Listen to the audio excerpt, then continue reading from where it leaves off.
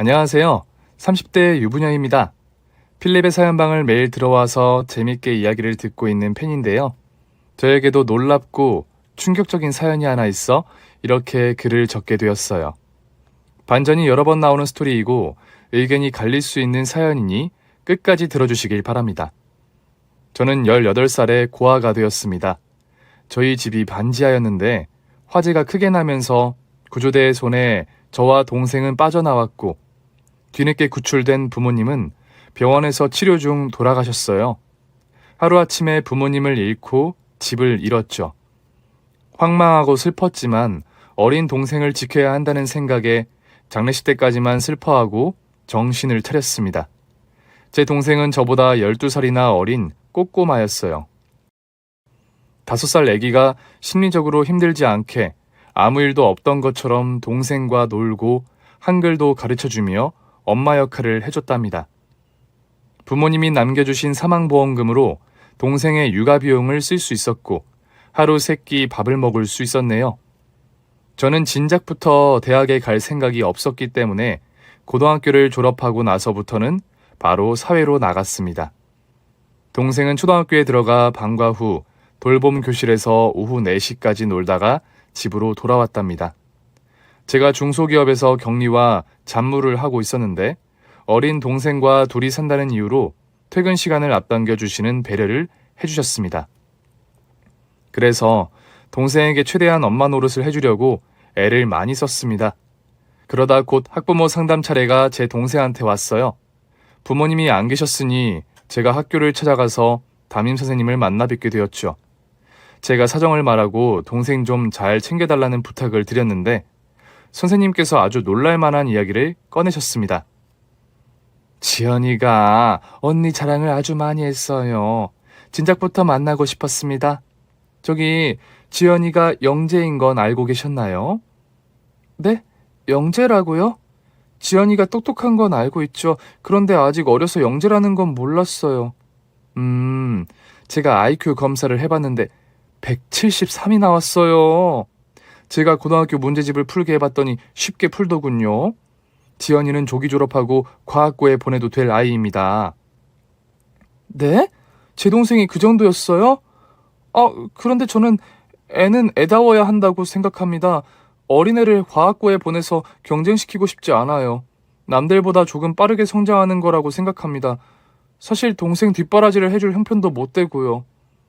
그거 참 아쉽네요. 네, 알겠습니다. 어찌되었든 미래의 큰 인물이 될 아이니까 잘 봐주세요. 동생의 담임선생님은 아쉬워하며 저를 돌려보냈습니다. 그래서 집에 가서 동생과 이야기를 나눠봤는데 자기가 영재인 걸 인정하긴 했지만 과학고를 들어가 힘들게 공부하고 싶은 마음은 없다고 하더군요. 놀이터에서 친구들과 노는 게 좋은 평범한 어린애라고 말했죠. 그래서 저는 다행이다 싶었습니다. 그렇게 직장 생활을 하며 동생을 키웠고 세월은 흘러 어느새 제가 30대가 되었어요. 동생은 고등학교 2학년이 되었고요. 동생은 전교에서 1등하는 건 물론이고 전국에서도 10등 안에 드는 수재였습니다. 학원을 한 번 보내지 않았는데 어쩜 저와는 이렇게 다른지 모르겠더라고요. 저는 동생이 대학에 갈 때까지는 결혼은 하지 않으려고 했는데 사귀고 있던 남자친구가 프로포즈를 100번도 넘게 했답니다. 계속 미루고 미뤘더니 어느 날 동생 지연이가 먼저 결혼 이야기를 꺼내더군요. 언니, 나 때문에 시집 안 가는 거야? 그런 걱정이라면 신경 쓰지 말고 결혼해. 나 대학은 무조건 장학금 받으면서 다닐 거야. 혼자 앞가림 할 수 있다고. 네가 앞가림 못할까 봐 결혼 안 하는 게 아니라 딸 같은 동생을 두고 결혼하려고 하니까 마음이 찡해서 못 가는 거야. 언니가 널 얼마나 소중하게 생각하는지 알지? 나는 내 인생보다 네 인생을 더 중요하게 생각하는 사람이야. 아이고 고마워라. 내 인생을 중요하게 생각해주고 싶으면 결혼해. 언니가 나 때문에 고립되어 있는 건 그만 보고 싶어.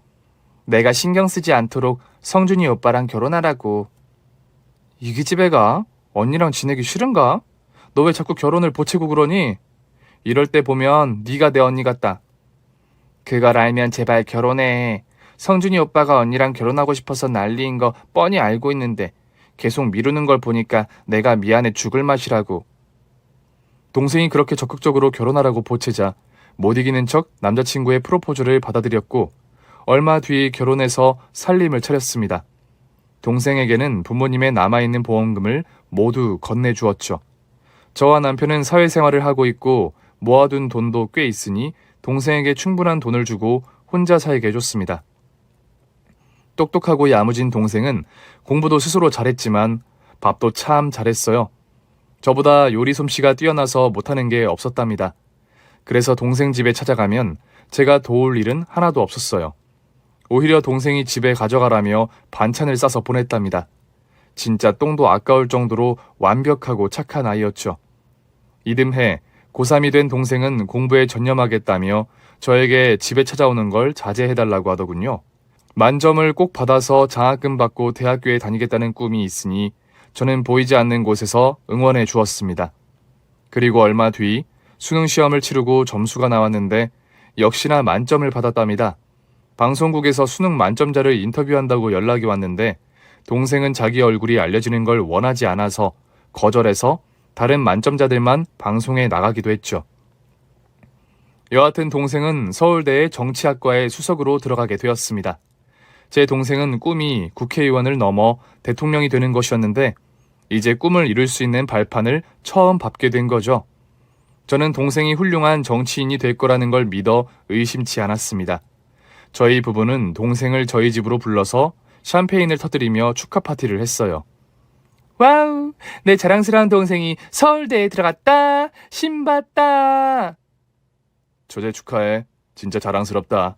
우리 집안에 이제 서울대 다니는 사람이 생긴 거잖아. 이야, 내 어깨에 막 힘이 들어가고 그러네. 나 처제 자랑 좀 하고 다녀도 되지? 언니 형부 고마워요. 두 사람이 응원해준 덕분에 내가 잘 해낸 것 같아요. 언니, 나 키워줘서 고마워. 나한테는 언니가 엄마인 거 알지? 당연하지, 이 기집애야. 너 나중에 성공하면 이 언니한테 효도해야 한다. 국회의원들이 타고 다니는 고급차도 태워주고 국회의원 배지도 언니한테 달아줘라. 알겠냐? 응, 물론이지. 이제부터 진짜 열심히 공부해서 장학생으로 졸업해서 성공하고 말 거야. 동생은 매우 긍정적이었고 열정이 대단했습니다. 저랑 같은 자매인데 달라도 너무 달랐죠. 유전자 몰빵이라는 말을 이럴 때 쓰는 게 맞겠죠? 부모님이 제 동생이 서울대 들어간 걸 보셨으면 얼마나 좋았을까 하는 상상을 해보기도 했네요. 샴페인에 살짝 취한 동생은 저희가 잠을 자고 가라고 자리까지 펴줬는데 이를 거절하더군요. 언니, 내가 신혼부부 집에서 잠을 잘 정도로 눈치 없는 사람이 아니야. 나 집에 갈 테니까 형부랑 오붓한 시간 보내. 뭔 소리래? 지연아, 너 얼굴 빨갛다. 그냥 자고 가. 그래, 처제. 우리 연애를 오래 해서 신혼 같은 거 못 느껴. 언니랑 같이 침대에서 자. 내가 작은 방 가서 잘 테니까. 아니에요, 형부. 저 집에 가봐야 해요. 할 일이 많다고요. 결국 동생은 저희 부부의 제안을 거절하고 집에 가겠다고 하더군요. 그래서 제가 배웅을 나와 동생이 택시에 타는 걸 확인하고 집으로 돌아갔습니다. 그리고 1시간 뒤 동생이 도착하고 씻었는지 전화를 주더군요. 지연아, 잘 도착했어? 타이밍을 보니 씻고 전화한 것 같네? 저기 이지연 씨 가족이시죠? 이지연 씨가 교통사고를 당해 병원으로 이송 중입니다. 네? 교통사고요? 어딜 얼마나 다쳤길래 당사자가 전화를 못하는 거죠?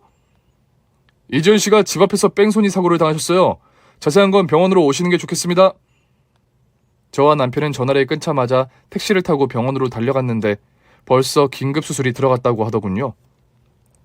간호사에게 얼마나 다친 거냐고 물었더니 다리를 심하게 다쳤으니 수술 뒤 의사 선생님께 결과를 들으라고 말하더군요. 수술은 5시간이 넘는 대수술이었고 땀에 절은 의사가 수술실에서 나왔습니다. 그리고 충격적인 이야기를 하더군요. 제 동생의 오른 다리를 절단해야만 했다고 말입니다. 저는 순간 쇼크가 와서 기절하고 말았습니다. 나중에 눈을 뜨고 중환자실에서 안정을 취하는 동생을 유리 너머로 봤는데 오른다리가 있어야 할 자리에 아무것도 없더군요. 어떤 개자식이 뺑소니로 사람 인생을 이렇게 만들었는지 제 눈앞에 나타나면 모조리 씹어먹을 복수심을 가졌습니다. 며칠 뒤 일반 병실로 옮겨진 동생은 자기 다리가 사라진 걸 알면서도 괜찮다고 말했습니다. 언니, 그만 울어. 내가 죽은 것도 아닌데 왜 눈물바람이야. 비록 다리 하나는 잃어도 두 팔은 멀쩡하고 왼 다리도 멀쩡해. 넌 화도 안 나니? 이 언니는 가슴이 찢어지고 미어지는데 속상하지도 않아? 언니가 미안하다. 그날 너를 집으로 보내는 게 아니었어. 우리 집에서 재웠으면 이런 일은 벌어지지 않았을 거야. 언니, 그런 말이 어디 있어. 언니랑 형부는 날 축하해 준 것밖에 없다고. 이 사고는 우리 책임이 아니야. 그래, 그렇게 생각해 주니 고맙다. 그런데 뺑소니범은 아직 못 잡았다더라. 너무 어두웠고 CCTV가 멀리 있어서 제대로 찍히지 않았나 봐.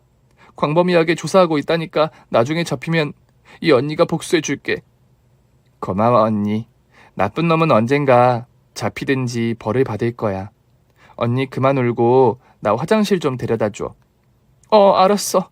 언니가 해달라는 건 다 해줄게. 내 동생 이런 상황에서도 밝은 아이구나. 넌 정말 하늘이 내린 천사가 분명해. 아이 진짜 언니만 날 그렇게 봐. 다른 사람들은 독한 년이라고 흉보고 다닌다고. 그야 네가 아주 잘나서 그런 소리를 하는 거지. 여하튼 이 언니가 너 태어날 때까지 옆에서 수족이 되어줄게. 저는 회사에 휴직을 냈고 동생에게 온 정성을 다해 간병했답니다.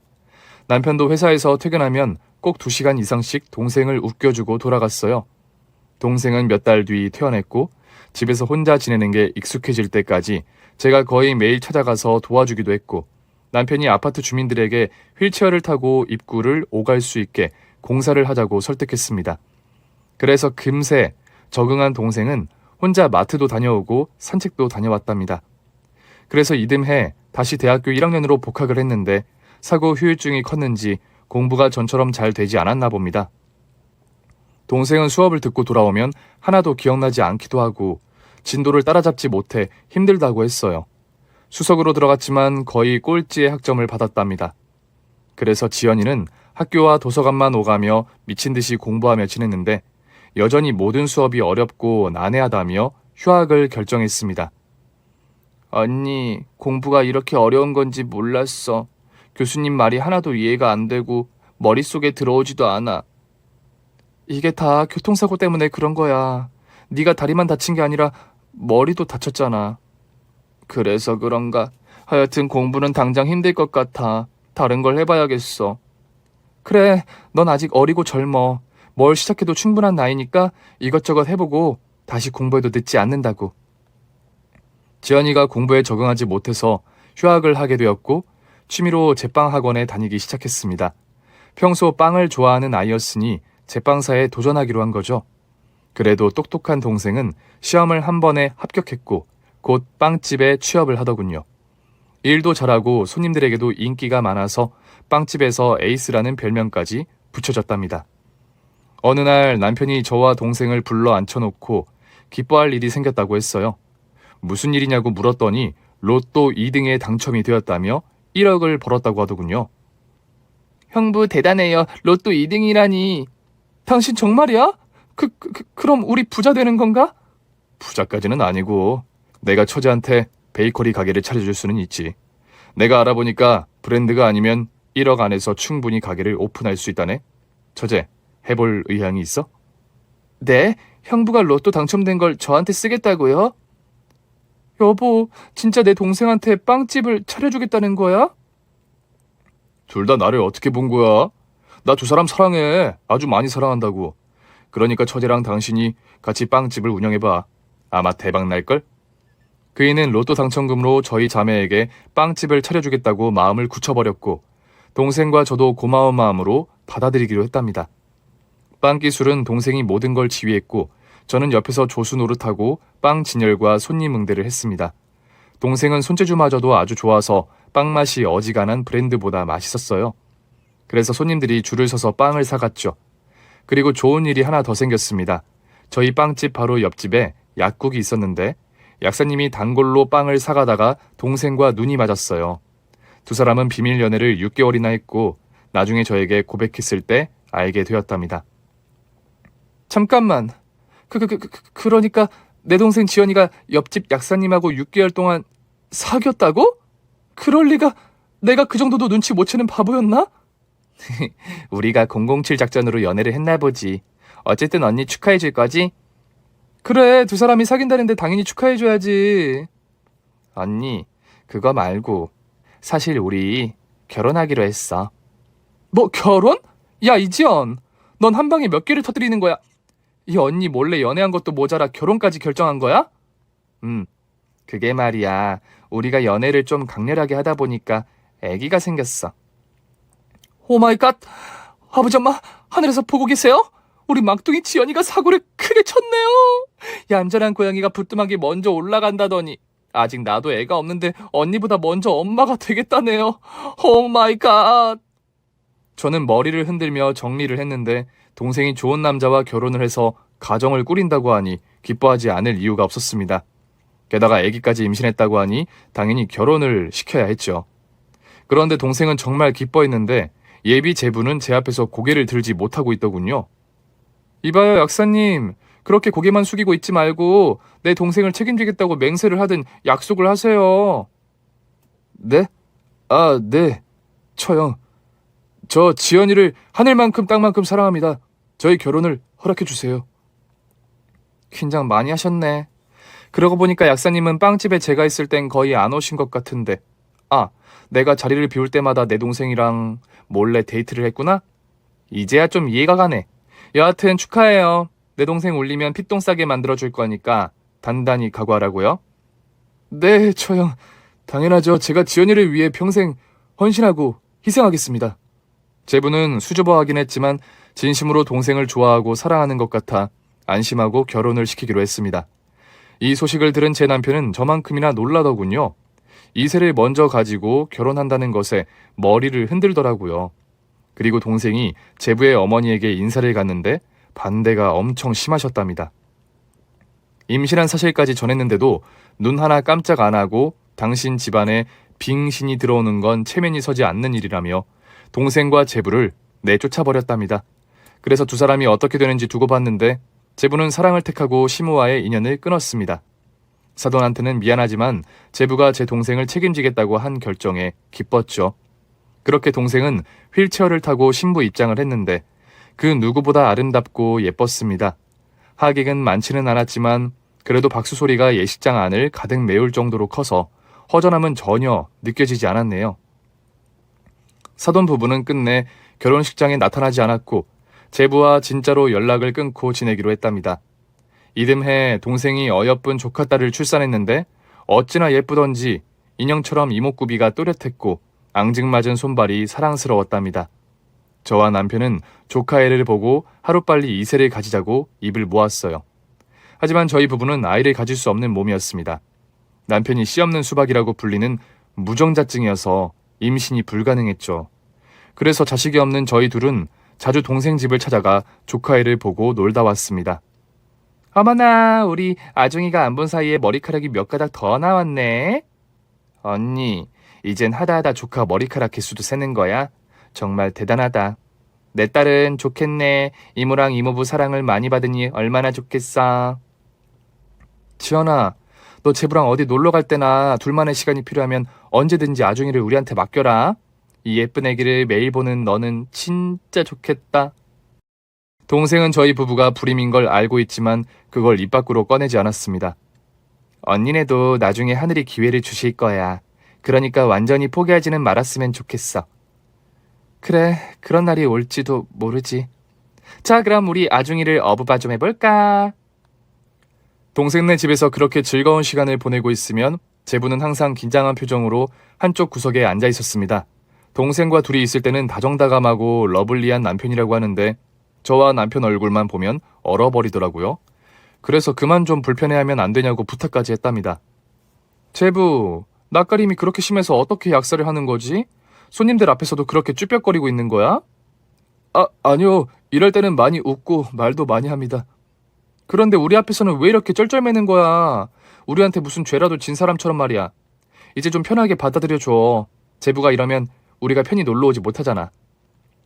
네, 처형. 노력하겠습니다. 그리고 저희 집에 오시는 건 눈치 보시지 말고 언제든 오세요. 제 와이프가 처형이랑 형님 놀러 오시면 항상 얼굴에서 꽃이 피거든요. 치, 말하는 게 완전 로맨티스트네. 그래, 우리가 자네 와이프의 얼굴에 꽃을 많이 피워줄게. 그러니 제부도 우리 얼굴에 꽃 좀 피워주게나. 알았지? 네, 처형, 알겠습니다. 저와 남편이 여러 차례 낯가림을 없애주려고 노력했더니 나중에는 편하게 저희 부부를 맞아주더군요. 그런데 제부에 대해 제가 잘 모르는 게 있었는지 어느 날 동생 집에 놀러 갔다가 저와 둘이 거실에 남은 적이 있었습니다. 제부는 무슨 할 말이 있었는지 제 얼굴을 빤히 쳐다보더니 눈물을 흘리더군요. 제부? 왜 갑자기 울어요? 내가 뭘 잘못했어요? 아닙니다. 제부 왜 이래?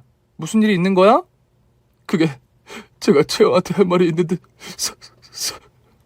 제부의 말이 끝나기 전에 동생이 들어와서 대화는 끝이 나버렸습니다. 저를 어쩌고라는 말을 하려고 했는데 무슨 말을 하려는지 떠오르지 않더라고요.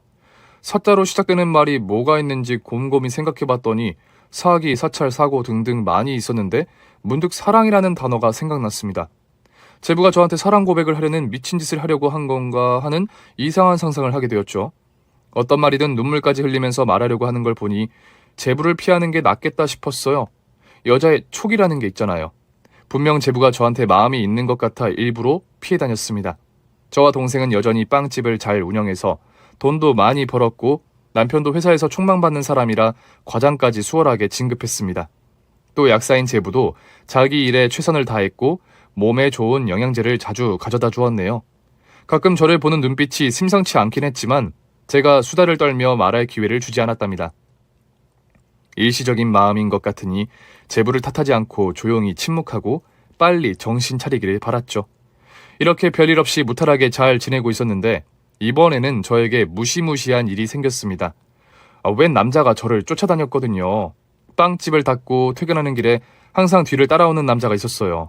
저는 무서워서 고개를 돌리지 못하고 소리를 지르며 냅다 집까지 뛰어갔답니다. 여기 스토커가 따라와요! 누가 좀 도와주세요! 그렇게 소리를 꽥 지르고 나면 스토커는 거짓말처럼 사라졌답니다. 하지만 자주 제 뒤를 밟는 발소리가 들리면 너무 무서워서 오금이 저렸어요. 경찰에 신고했더니 스토커라는 사람이 저에게 무슨 피해를 준 게 있느냐고 묻더군요. 그냥 뒤를 따라와서 공포를 느꼈다고 하니까 그거 가지고는 신고 접수를 할 수 없답니다. 인명피해든 협박이나 괴롭힘이 있어야 한다며 무시해버리더라고요. 그래서 남편이 퇴근하면 빵집에 들러 저와 집까지 같이 가게 되면서 스토커를 피할 수 있었습니다. 그러던 어느 비오는 밤이었어요. 빵집 문 닫을 시간이 되어 동생에게 어떻게 집에 갈 거냐고 물어봤습니다. 지연아, 너 집까지 어떻게 갈 거야? 제부는 오늘 약국 문 늦게 닫으려나? 같이 퇴근하면 좋을 것 같은데. 아니야. 위에 병원이 야간 진료하는 날이어서 밤 9시 넘어서 끝난대. 처방전 받아서 약을 조제해야 하니까 아무래도 정리하고 나오면 10시가 될 것 같아. 그래서 오늘은 나 혼자 갈 거야. 장애인 택시 불렀으니까 곧 올 것 같은데. 아, 그래? 내가 같이 가지 않아도 될까? 언니, 나도 이제 혼자 잘 다녀. 걱정하지 말고 언니나 형부한테 데리러 오라고 해. 나도 그러고 싶지. 그런데 오늘 야근이 걸렸다고 카톡 왔어. 어두컴컴한 골목길에 혼자 걸어가야 한다고. 비까지 내리니까 무섭다. 지연아, 넌 혼자 집에 가는 게 무섭지 않아? 무섭긴. 택시 타고 아파트 입구에 내려서 엘리베이터 타고 올라가면 끝이잖아. 그런가? 그래도 항상 조심해. 넌 얼굴이 예뻐서 남자들이 쫓아올지도 모른다고. 실없는 소리 하기는. 언니 그 스토커 때문에 그러는 거야? 요즘도 쫓아오고 그래? 아니, 남편하고 같이 다니고 나서는 따라오지 않더라고. 어쩌면 내가 스토커로 착각한 걸 수도 있어. 맞아, 언니. 언니가 착각한 거야. 언니는 얼굴이 무기잖아. 이게 언니를 놀려? 확 그냥. 야, 저기 택시 왔다. 언니가 휠체어 밀어줄게. 됐거든요. 언니, 나 먼저 갈 테니까 언니도 조심해서 가.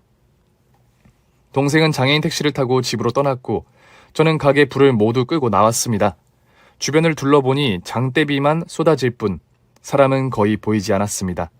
그리고 옆집에 있는 약사 제부는 몰려있는 환자들에게 약을 짓느라 정신없어 보이더군요.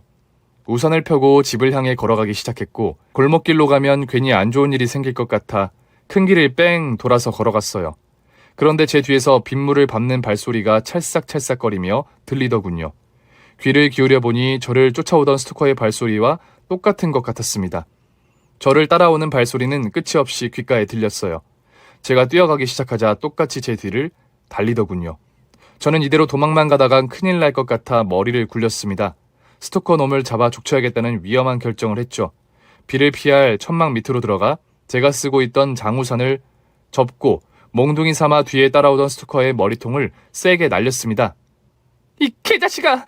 넌 뭐야? 변태 스토커, 바바리맨 뭐 그런 거냐? 왜 내 뒤를 그렇게 따라다니는 거야 이놈아! 너 같은 놈은 뒤지게 맞고 지옥에 가야 해! 저는 넘어진 스토커를 향해 우산을 사정없이 내리쳤습니다. 이에 스토커는 두 팔로 머리를 감싸더니 앓는 소리를 내더군요. 그만하세요. 저 스토커 아닙니다. 저는 스토커가 다친 것 같아 냅다 집으로 뛰어갔습니다. 그 상황에 경찰서에 신고할 생각을 못하고 집만 생각하고 달려갔습니다. 저는 젖은 몸으로 소파에 앉아서 숨을 고르며 안정을 취했어요. 그런데 제가 현관문을 제대로 닫지 않았는지 스토커가 들어왔습니다. 저는 너무 놀라 비명조차 나오지 않았습니다. 스토커는 얼굴과 몸에 빗물과 땀 범벅이어서 쉰내가 풀풀 났고 숨을 헐떡거리고 있었습니다. 집 안으로 들어오길래 저는 안방으로 뛰어가서 문을 잠갔어요.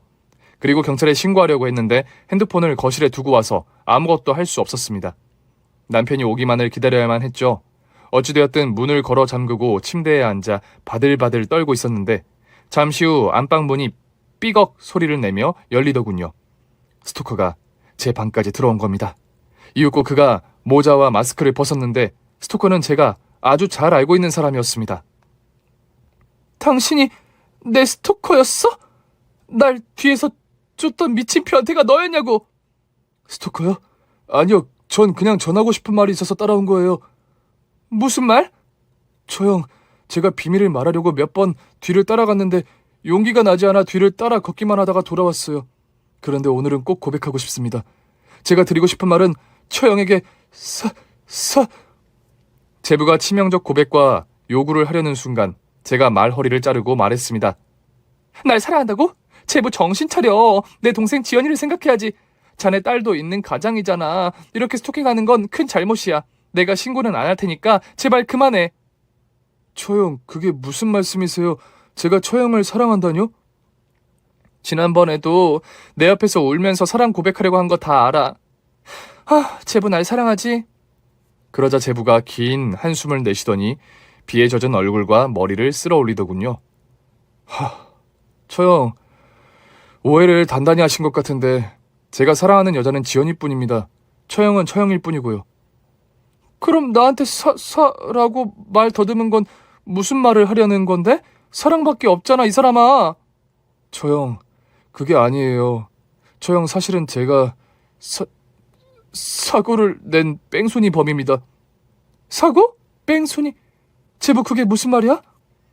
저는 의아해하며 제부에게 되물었는데 그가 제 앞에 무릎을 꿇더니 오열하기 시작하더군요. 저요, 제가 지연이를 차로 치워서 다치게 한 범인이에요. 교통사고 뺑소니를 친 나쁜 놈이 바로 저라고요. 그게 진짜야? 네가 내 동생을 사고 낸 뺑소니 범이라고? 네, 처형한테 먼저 사실을 고하고 싶었어요. 이걸 누군가에게 고백해야 하는데 처형에게 먼저 알려야 할 것 같아서 둘이 있는 기회를 엿보려고 자주 뒤를 쫓아갔던 거예요. 제부, 아니 뺑소니범, 네가 스스로 고백한 거야. 이제부터는 네 놈 사지를 내가 모두 찢겨버리고 말겠어. 네, 얼마든지요. 화가 풀릴 때까지, 아니 그냥 이 자리에서 저를 잡아 족쳐주세요. 저는 팔을 걷어붙이고 제부의 뺨따기를 사정없이 날렸습니다. 네 놈이 감히 내 동생을 차로 치워서 장애인을 만든 것도 모자라 내 동생과 결혼을 해? 이 개같은 놈아? 처형, 죄송해요. 사고가 있던 날은 제 아버지가 돌아가신 날이었어요. 눈물이 눈앞을 가리고 있어서 앞에 사람이 지나가는 걸 미처 보지 못하고 사고를 냈습니다. 그리고 차에서 내렸는데 아무도 보이지 않았어요. 여기저기 돌아봐도 사람은 보이지 않았다고요. 제 차에 치여서 멀리까지 떨어졌는지 아무리 찾아도 없었어요. 무서워서 급히 달아났어요. 정말 비겁한 짓인 거 저도 잘 압니다. 신고를 해야 했는데 겁이 나서 도망쳤다고요. 그동안 경찰서 앞에 수백 번 찾아갔지만 자수는 못했어요. 너무 무서워서 용기가 나지 않았습니다. 저는 무슨 말을 해도 그 개자식이 하는 말은 헛소리로 들려서 다시 귀싸대기를 날리고 발로 몸을 사정없이 찼습니다. 이 더러운 범죄자 놈아, 내 동생 다리를 가져가고 대학도 못 다니게 만든 것도 모자라 결혼해서 애까지 낳은 거야? 너 뭐야? 정체가 뭐냐고. 처형, 죄송해요. 실은 제 역국 옆집에 빵집이 생기고 나서 휠체어를 탄 지연이를 봤어요. 저는 한눈에 알아봤어요. 제가 사고 낸 피해자라는 걸 말이에요. 그래서 처음엔 미안하고 죄송해서 죄를 고백하려고 했는데 저도 모르게 지연이를 사랑하게 됐어요. 그래서 모든 걸 숨기고 결혼까지 한 겁니다. 뭐? 그러니까 너의 탐욕 때문에 내 동생을 기만하고 결혼했다는 거야? 이 개자식아. 너 같은 쓰레기가 감히. 지금 경찰에 신고하겠어. 네 인생은 오늘로써 개박살 날 줄 알아. 저 잠시만요. 제 이야기를 좀 들어주세요. 저 얼마 못 살아요. 시간이 없다고요. 췌장암 말기입니다. 암세포가 모든 장기에 퍼져서 수술도 못합니다. 제부는 가슴 주머니에서 종이 쪼가리를 꺼내서 펼치며 진료서를 보여주더군요. 읽어보니 진짜로 췌장암 말기 환자였습니다. 경찰에 신고하려고 했던 생각은 증발해버렸고 어떻게 이 일을 해결해야 할지 생각을 거듭했어요. 너 원하는 게 뭐야? 나한테 먼저 뺑소니범인 걸 밝히고 암 말기 환자라고 말하는 이유가 뭔데? 그게 그러니까 처형, 제 아내에겐 비밀로 해주시면 안 될까요? 지연이가 저 때문에 인생이 망가진 걸 모르게 덮어주시면 안 될까요? 제가 세상을 떠나면 딸아이와 둘이 살아갈 텐데 저로 인해 고통스러워하는 걸 보고 싶지 않아요. 지랄하네. 그러니까 네 범죄를 눈 감아달라는 거잖아. 왜? 마음 편하게 뒤지고 싶은 거니? 아니요. 저 고통스럽게 죽을 것이고 지옥에도 갈 겁니다. 나쁜 짓을 했으니 대가가 따르겠죠. 그런데 처형, 지연이만큼은 지켜주세요. 상처받지 않도록 해주자고요. 제부의 말을 종합해보면 부친이 돌아가신 날 제 동생을 다치게 만들고 도망쳤고 우연히 약국 옆집에 저와 동생이 빵집을 열게 된 겁니다. 제부는 동생을 알아봤고 죄를 고백할 기회를 엿보며 대화를 나누다가 사랑에 빠지게 된 거랍니다. 그래서 지금 결혼해서 애까지 낳고 살다가 암에 걸려 죽기 전에 저에게 죄를 고백하는 거죠. 저는 머리가 터질 듯이 복잡해서 머리카락을 쥐어뜯다가 이내 결정을 내렸습니다. 좋아, 말하지 않겠어. 내 동생이 자신을 장애인으로 만든 뺑소니범과 결혼해서 애까지 낳은 사실을 알면 아마 충격으로 죽을지도 몰라. 그러니 비밀로 하는 게 낫겠어. 정말이요? 저 형 고맙습니다. 고마울 거 없어. 널 위해 비밀로 하는 거 아니야. 마음 약한 내 동생을 위해 입 다물 뿐이라고. 넌 고통스럽게 되져서 지옥으로 꺼지게 될 거야. 네, 벌 받을게요. 정말 죄송합니다. 잘못했습니다. 제부는 하염없이 눈물을 흘리며 사과를 연신했답니다. 저는 용서가 되진 않았지만 앞으로 제부가 어떻게 인생의 매듭을 지을지가 궁금해 질문을 던졌습니다. 제부, 그래서 어떻게 할 거야? 병원에 입원은 안 하는 거야? 네, 어차피 시한부 인생인데 마지막까지 아내와 딸 옆에 있고 싶어요. 인생에서 마지막으로 행복을 누리고 떠날 생각입니다. 처형, 제 앞으로 재산이 50억 정도 있어요. 아버지가 남겨주신 유산인데 제 엄마하고는 상관없는 저만의 재산이니 이 돈으로 지연이와 제 딸이 잘 살게 해줄 겁니다. 돈이 그렇게 많았어? 그래, 그 돈은 내 동생이 받을 거야. 당연히 받아야지. 누구 때문에 인생을 종쳤는데. 죄송해요, 처형. 이제 할 말을 모두 다 고백했습니다. 제부 끝까지 비밀로 했어도 됐는데 왜 나한테 고백한 거지? 모두 저를 사랑해 주시는 것 같아서요. 전 그럴 자격이 없는 놈인데 그 사랑을 어떻게 받겠어요? 누군가는 미워하고 징후를 해야 하는 게 맞잖아요. 아, 그래서 나한테 모든 걸 고백했다 이거지? 좋아, 그만 돌아가. 이제 곧 내 남편이 올 시간이니까. 그리고 잘 들어. 자네가 나한테 진실을 말해준 건 잘한 일이지만 내 동생에게 비밀로 하는 건 너 때문이 아니야. 내 동생에게 그렇게 큰일을 감당하게 해주고 싶지 않아서야. 무슨 말인지 알겠어?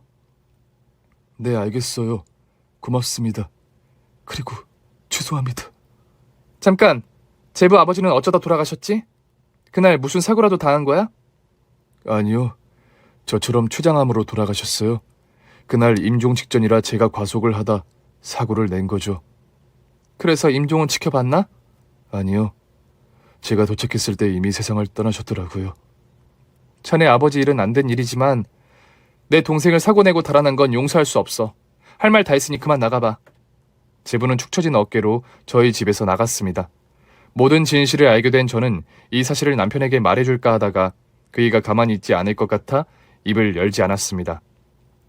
제 동생 귀에 들어가면 처참히 무너지고 슬퍼하고 미쳐버릴 테니까요. 그래서 전 죽을 때까지 비밀을 지키기로 결심했습니다. 얼마 뒤 제부가 자신의 암을 모든 식구들 앞에서 공개했어요. 동생은 서럽게 울며 떠나보내지 못하겠다며 오열했어요. 제 남편 역시 세상이 왜 이렇게 거지 같냐며 엄한 사람에게 죽음을 내린 하늘이 원망스럽다고 화를 냈어요. 저는 아무런 말을 하지 않고 가만히 바라보기만 했고요. 그리고 한 달 뒤 제부가 세상을 떠나게 되었고 동생은 좌절하고 슬퍼했지만 금세 정신을 차리고 일상을 지내기 시작했습니다. 지연이는 엄마로서 빵집 주인으로서 최선을 다했고 조카애는 여전히 모든 사람들에게 사랑받으며 무럭무럭 자랐습니다. 저는 여전히 마음속으로 제부를 원망하고 있었죠. 그런데 얼마 뒤 상상도 못한 반전이 또 펼쳐졌습니다. 동생 지연이가 빵집에서 일하다 전화를 받았는데 전화를 끊고 얼굴이 하얗게 질려 있더라고요. 언니, 그 자식 찾았대. 응? 누구? 날 이렇게 만든 뺑소니밥 말이야. 그 말을 듣는 순간 온몸에 소름이 돋았습니다. 제 동생이 감당해야 할 충격이 어마어마할 것이기 때문에 가슴이 미어지고 오금이 저려서 주저앉고 말았어요. 그 뺑소니범을 찾았다고? 너 다 알게 된 거야? 언니, 왜 그래? 많이 놀랬구나. 지금 구속 상태로 조사받고 있대. 곧 재판이 열린다고 하네. 이 나쁜 자식 법원 가서 낯바닥이나 봐야겠다. 분명 제부가 뺑소니범인데 이게 어떻게 된 일인지 모르겠더군요. 저는 다시 동생에게 물었습니다. 지연아, 방금 뺑소니범이 구속됐다고 했어? 그놈 술 처먹고 운전한 게 한두 번이 아니래. 그동안 못 잡은 이유가 대포차로 사고 내고 노숙자한테 신분을 사서 숨어 지냈나 봐. 여하튼 형사들이 잡았다고 하니까 다행이지. 그럼 제부는 어떻게 된 거야? 제부? 내 남편? 그이가 여기서 왜 나와? 언니 괜찮은 거 맞아? 얼굴이 나보다 더 하얗게 질린 것 같아. 아니야.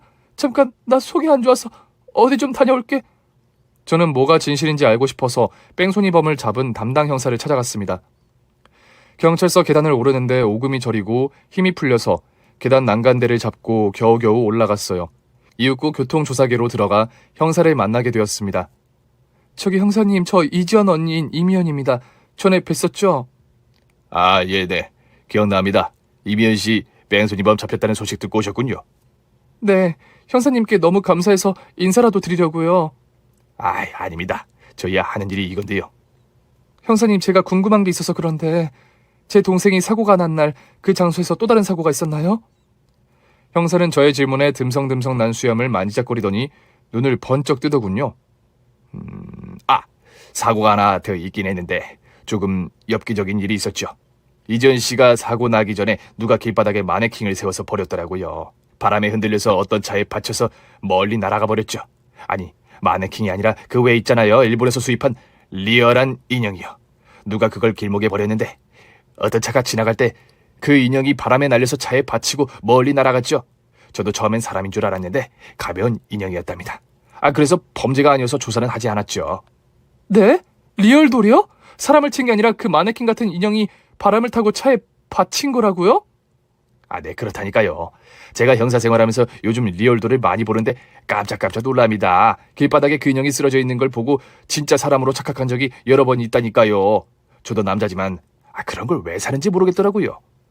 형사님의 이야기를 들어보니 제부가 사고를 낸 건 사람이 아니라 마네킹만한 리얼돌이 바람에 날려 제부차에 부딪히고 날아간 거였어요. 그 뒤로 바로 제 동생이 사고를 당한 거고요. 저는 이 모든 게 진짜인지 분간이 되지 않았습니다. 그래서 형사님에게 부탁해 당시 CCTV를 보게 되었는데 흐릿해서 잘 보이지 않지만 제부의 차가 인형을 치고 달아나는 게 보였습니다.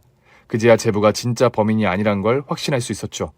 제부가 뺑소니범인 줄 알고 그렇게 비난하고 원망했는데 모두 잘못된 짓이었습니다. 제부 역시 자기가 범인인 줄 알고 세상을 떠났으니 제 가슴이 찢어질 것 같더군요. 저는 홀로 제부가 안치된 납골당에 가서 이 사실을 모두 이야기해줬어요.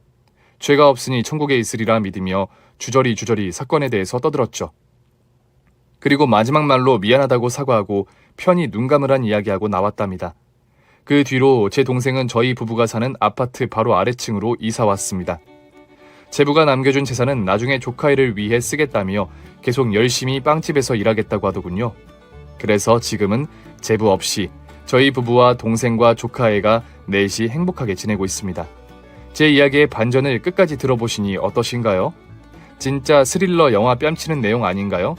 하늘에 있을 제부에게 아무런 죄 없다고 한마디씩 전해주시면 감사할 것 같아요. 그럼 이만 줄이겠습니다. 안녕히 계세요. 오늘 준비한 사연은 여기까지입니다. 재미있게 들으셨다면 구독과 좋아요, 알림 설정까지 눌러주세요. 그럼 저는 다음 사연으로 찾아뵐게요. 오늘도 건강하고 행복하세요.